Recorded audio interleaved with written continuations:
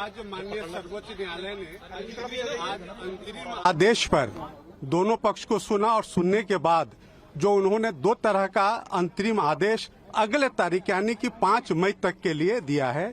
उनका जो पहला जो है अंतरिम आदेश कि वक्फ काउंसिल या वक्फ बोर्ड में कोई भी अपॉइंटमेंट, बल्कि उन्होंने स्टे नहीं किया है। जो भारत सरकार के सॉलिसिटर जनरल है उन्होंने अपना स्टेटमेंट दिया है कि अगली तारीख तक न तो काउंसिल में न वक्फ बोर्ड में कोई अपॉइंटमेंट जो संशोधित कानून है उसके अनुसार किया जाएगा।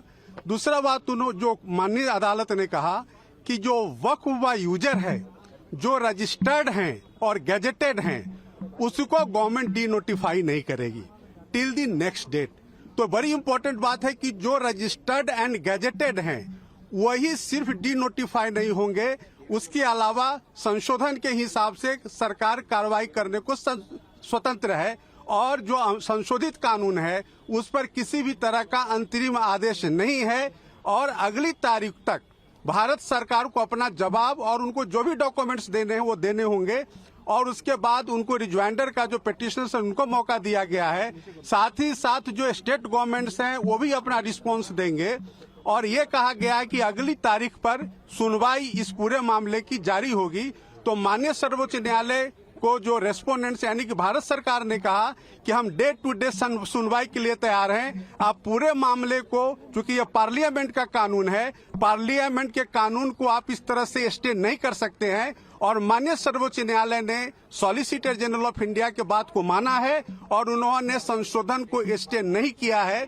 सिर्फ उन्होंने उनके 2 पॉइंट पे सॉलिसिटर जनरल के बात को रिकॉर्ड पे लेकर के और अगली तारीख 5 मई मुकर्रर कर दिया है और 5 मई से इस मामले की सुनवाई शुरू हो जाएगी। सर, यथास्थिति की बात कहेगी, यथास्थिति को कैसे लिया जाए? नहीं, यथास्थिति मैंने आपको बताया कि 2 मुद्दों पर कि जो काउंसिल में और बोर्ड में अपॉइंटमेंट का जो मामला है वो अगली तारीख तक जो स्टेटमेंट सॉलिसिटर जनरल ने दिया है कि कोई अपॉइंटमेंट नहीं होगा।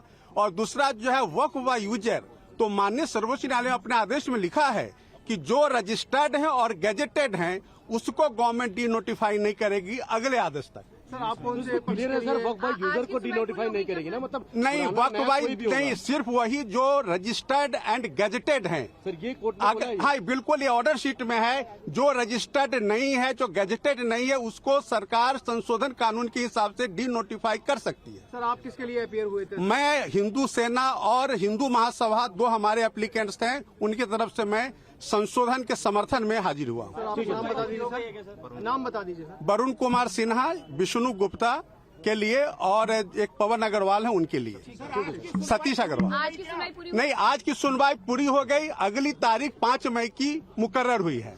धन्यवाद।